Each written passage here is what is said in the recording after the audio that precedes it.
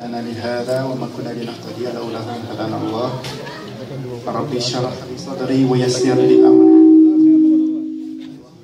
عقدة من لساني يفقهوا قولي سبحانك لا علم لنا إلا ما علمتنا إنك أنت العالم الحكيم يا همة الشيخ اهدري لنا بذا المهدار وتطفي بنظرة تحتلنا بذات الحمد لله الحمد لله الذي هدانا لهذا وما كنا لنهتدي لولا أن هدانا الله.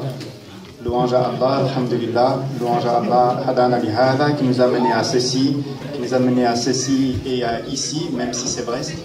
Louange à Allah de nous avoir permis de nous rendre ici pour la première fois. Assalamu alaikum wa rahmatullahi ta'ala wa barakatuh. On salue chacun et chacune, on salue tout le monde. Tous ceux qui sont compris dans la présence et dans le nom de Sinman Ndiaye, et donc tous ceux qui sont contenus dans leur propre présence et dans leur propre nom. C'est aujourd'hui la première fois qu'on a l'occasion de nous rendre, de répondre à l'appel, de répondre à l'invitation de notre frère, de notre ami Sinman. Qu'Allah fasse que cette première pierre soit la première pierre d'un édifice qui s'élève, d'un édifice inébranlable et d'un édifice béni. Allah dit وَإِذْ يَرْفَعُ إِبْرَاهِيمَ الْقَوَاعِدَ مِنَ الْبَيْتِ وَإِسْمَاعِيلَ رَبَّنَا تَقَبَّلْ مِنَّا إِنَّكَ أَنْتَ السَّمِيعُ الْعَلِيمُ. Amin, qu'Allah l'agrée pour ce que tu construis, qu'Allah l'agrée pour cette première pierre que tu as posée, et qu'Allah fasse que cet édifice soit un édifice de baraka, un édifice béni. Alhamdulillah, on sait que toute chose a une raison, un objectif, un fruit, une raison, c'est-à-dire une intention, un objectif, puis un fruit, c'est-à-dire un aboutissement, la raison pour laquelle même on est en train d'œuvrer. Ici, on est regroupés pour invoquer Allah, pour se souvenir de Dieu, pour entendre parler de ce qu'est l'islam, puisqu'il n'y a pas de tariqa tijaniya sans islam, et si ce n'est Allah, il n'y a pas d'islam, et si ce n'est l'homme, il n'y a pas toutes ces notions-là. Pour toute chose, pour toute parole, pour toute action, pour toute œuvre, il y a donc une raison, un objectif et un aboutissement. Le prophète Mohammed sallallahu alayhi wa sallam, par exemple, il dit, s'adressant à ses compagnons, à ses sahaba,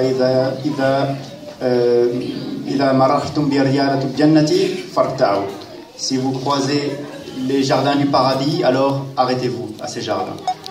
On lui a demandé, et qu'est-ce que c'est les jardins du paradis? Le prophète sallallahu alayhi wa sallam dit, c'est les assemblées de rappel. Donc voilà une raison de se réunir, mais il y a une raison, un objectif, un aboutissement. Voilà la raison. Le prophète sallallahu alayhi wa sallam nous dit que ce sont les jardins du paradis, il faut vous y arrêter. Et personne, ne serait-ce que par sa raison, ne serait prêt à accepter de passer à côté d'un des jardins du paradis et de laisser ça. Exactement comme le prophète sallallahu alayhi wa sallam dit que parmi les trésors des trésors du paradis, il y a la hawla wa la quwwata illa billahi al-ali al-azim. D'une certaine manière, si vous dites à quelqu'un, est-ce que tu veux que je te donne un trésor parmi les trésors du paradis, il va t'attendre avec impatience. Et si tu lui dis la hawla wa la quwwata illa billah, s'il est déçu de ce qu'il a reçu, c'est qu'en réalité, il n'a pas su mesurer ce que tu étais en train de lui donner, et il n'a pas su mesurer non plus ce qu'était le paradis. Exactement comme la plupart d'entre nous, la plupart d'entre vous, si on vient vers vous pour vous annoncer que, est-ce que tu sais qu'il y a un secret immense dont il n'y a pas une pratique qui soit plus bénéfique et plus profitable que ça? Est-ce que tu veux savoir ce que c'est? Salat al-Fatihi lima ughliqa. Il est presque, disons, il est presque couru d'avance que la personne soit déçue parce qu'il entend quelque chose qu'il a toujours connu. Et pourtant c'est la vérité.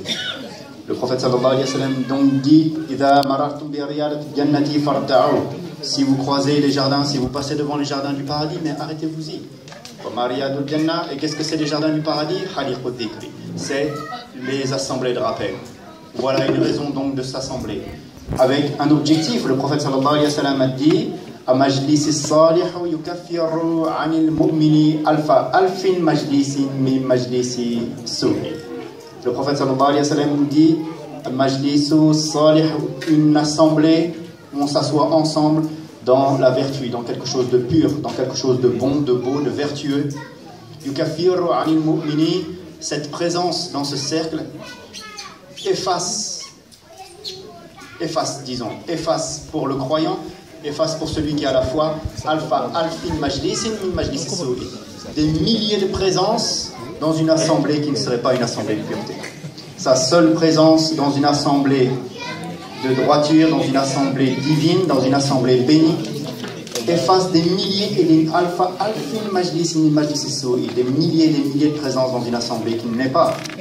Donc voilà un objectif, après être éveillé à une raison, voilà un objectif qui est la purification de notre état et regagner un domaine qui nous correspond, puis un aboutissement et donc un fruit. Et le prophète sallallahu alayhi wa sallam dit La yaq'udu qawmun yadhkuruna Allah azza wa jalla ila hafathumul malaikatu wa khashiyathumur rahmatu wa nazalat alayhimus sakinatu wa dhakarahumullahu fiman 'indahu. Le prophète sallallahu alayhi wa sallam dit donc La yaq'udu qawmun yadhkuruna Allah. Il n'y a pas un groupe de personnes qui sont ensemble, qui se rassemblent pour évoquer Dieu, pour évoquer Allah. Et là, sans que la présence des malaïkas ne vienne couvrir leur assemblée. Sans que Allah ne leur accorde sa miséricorde. Sans que Allah ne fasse descendre en eux et sur eux sa sérénité, sa quiétude, cette paix intérieure. Rechercher le fruit de la foi. Et sans que Allah lui-même ne les évoque à ceux qui sont auprès de lui.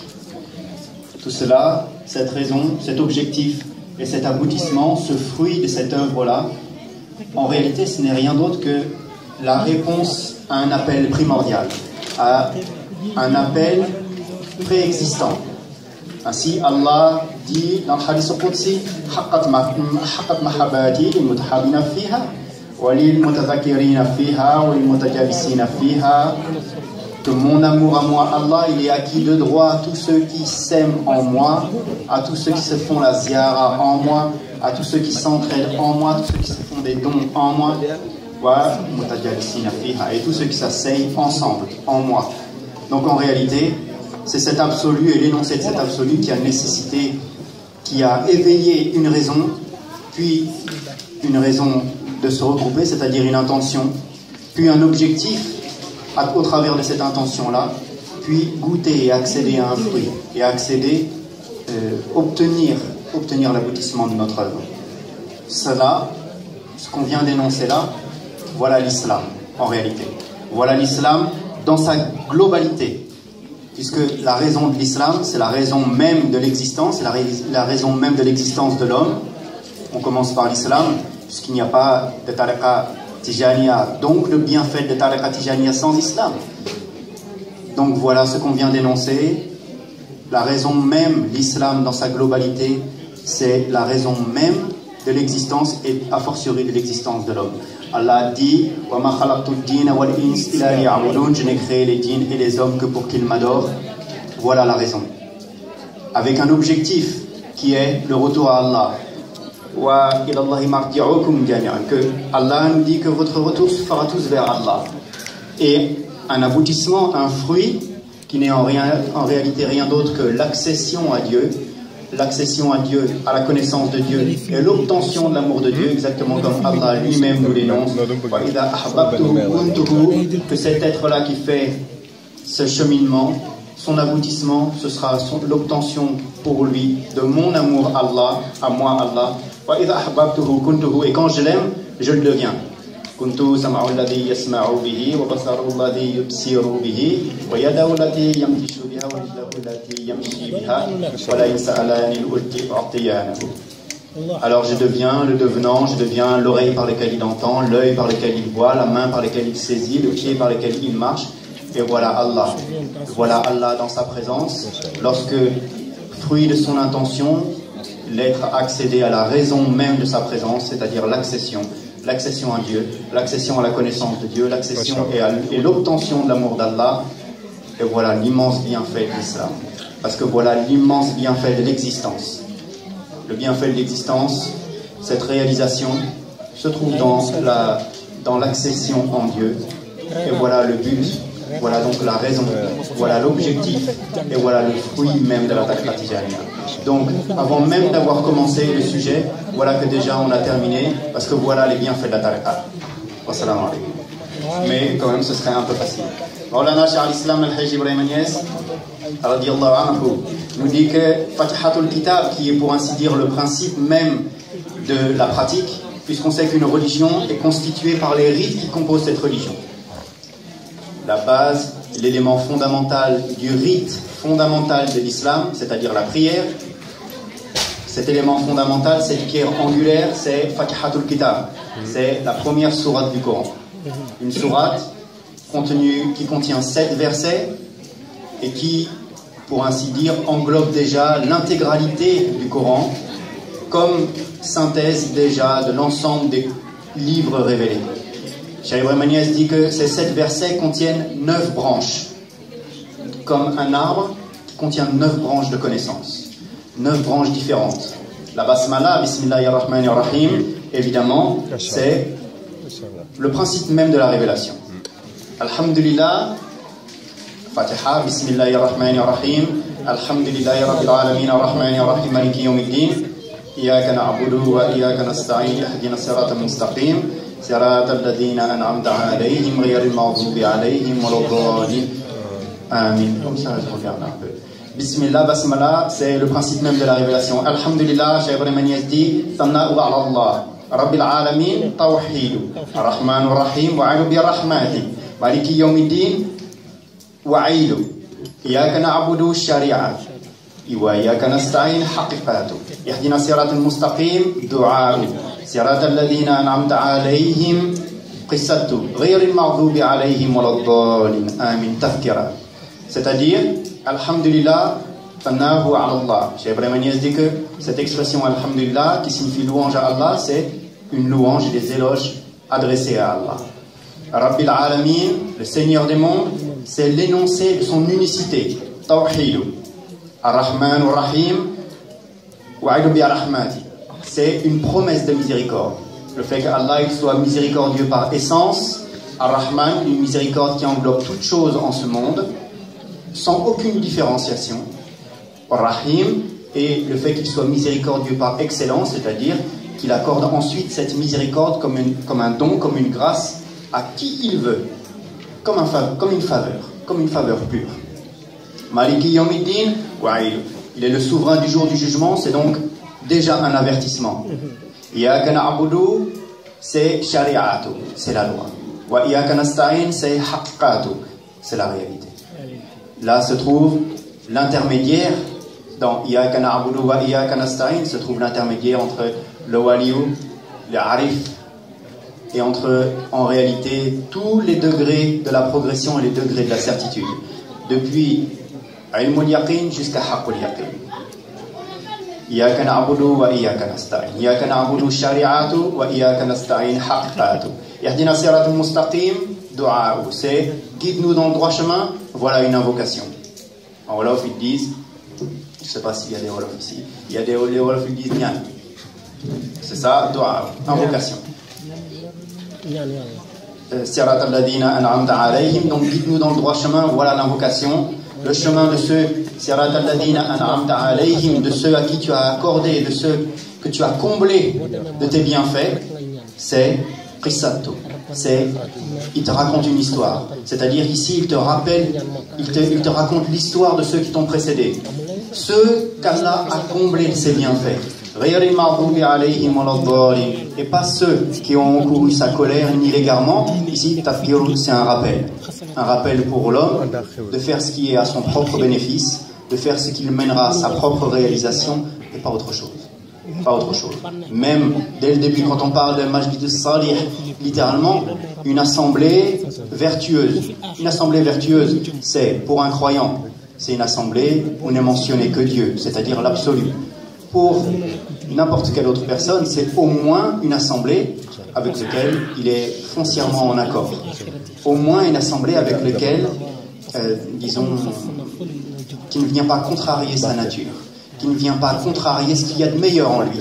Puisque, disons-le dès maintenant, ce qu'il y a de meilleur en l'homme, c'est ça l'homme. À partir du moment où l'homme met en œuvre, utilise en lui quelque chose qui est moindre que ce qu'il y a de meilleur en lui, en réalité tout ce qu'il accomplira, tout ce qu'il dira, c'est pas assez bien pour lui. C'est moins que ce qu'il vaut réellement. C'est pour ça que quand une personne parle sous l'état de la colère par exemple, il ne fait pas appel en lui à ce qu'il y a de meilleur, et c'est pas lui qui parle. Quand une personne est en colère, on ne peut pas dire qu'il m'a dit telle chose parce que c'est pas lui qui parlait. Tu le connais, tu sais qu'il n'est pas comme ça, mais c'est la colère qui parle.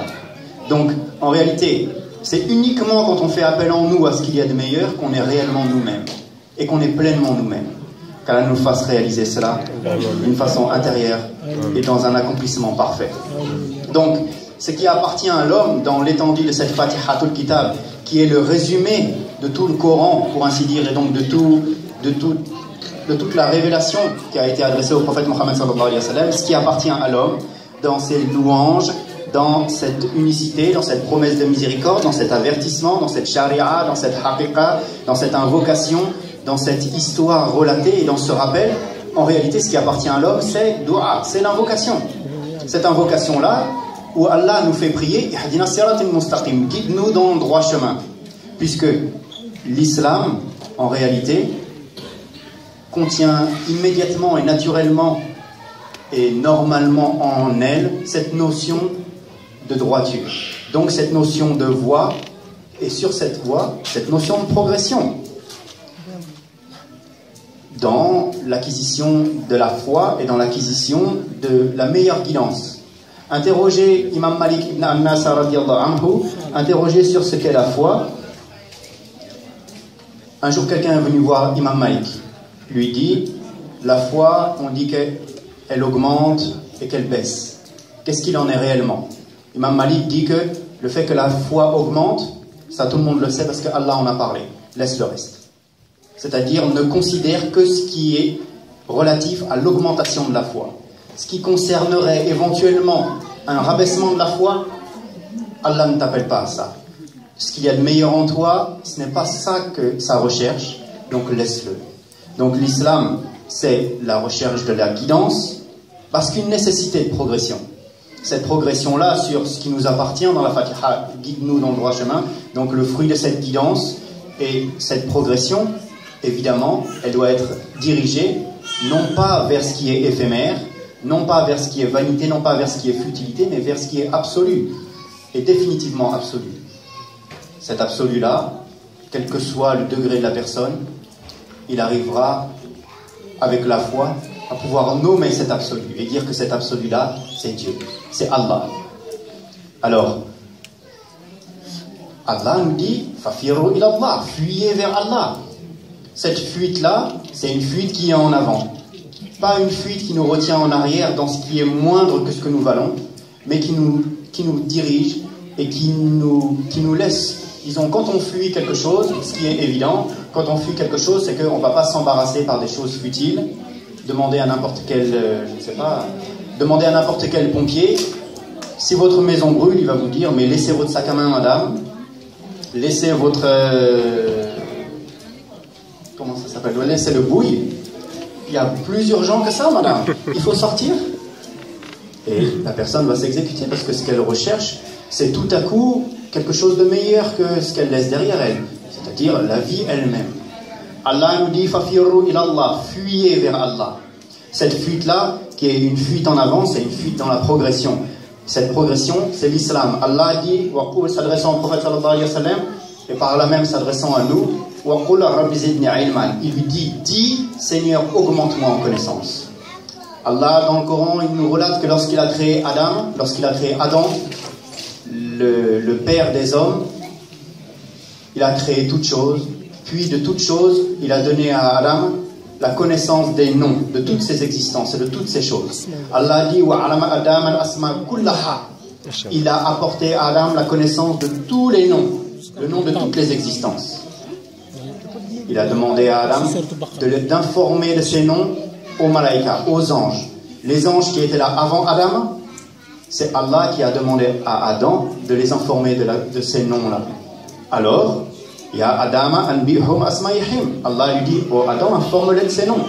De telle sorte que même les anges, même les malaïkas, par cette information-là, ils ont été augmentés eux-mêmes. Ils ont été augmentés en connaissance. Jusqu'à ce qu'ils s'écrient Subhanaka la ilma lana illa ma 'allamtana innaka antal alimul hakim. Subhanaka la ilma lana illa ma 'allamtana. Gloire à toi Allah, tu nous as fait connaître ce que nous ne connaissions pas. Et tu es toi le connaissant et le sage. Innaka antal alimul hakim. Même les anges, ces êtres de pureté, même ces êtres de perfection, eux-mêmes, ils ont connu cette augmentation. Eux-mêmes, ils ont connu cette progression. Allah dit Imanan ma'a imanihim, nurun ala nurin. Une foi sur la foi, il dit Huwa alladhi anzala sakinata fi qulubil mu'minin liyazdadu imanan ma'a imanihim. Il dit qu'il fait descendre, Allah, c'est lui qui fait descendre la sérénité dans le cœur des croyants afin qu'il augmente la foi. Imanan ma'a imanihim, la foi par la foi, littéralement, la foi avec la foi. Allah dit Nurun ala nurin, lumière sur lumière, donc une augmentation de la foi, donc une augmentation de la lumière, comme une augmentation de la connaissance dans cette invocation perpétuelle Rabbi zidni ilman, Seigneur, augmente-moi en connaissance. Un jour, il y a, parce qu'on sait qu'à Medinatul Munawwara, il y avait une très ancienne et très nombreuse communauté juive. Il y a un groupe de juifs qui sont venus voir Sayyidina Omar ben al-Khattab, radiyallahu anhu, un des plus grands compagnons du prophète Mohammed sallallahu alayhi wa sallam, c'est-à-dire un de ses plus grands apôtres, si vous voulez.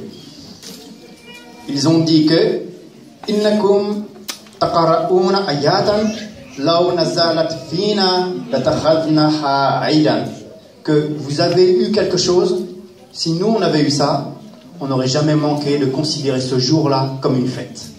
Et aidan, c'est une fête.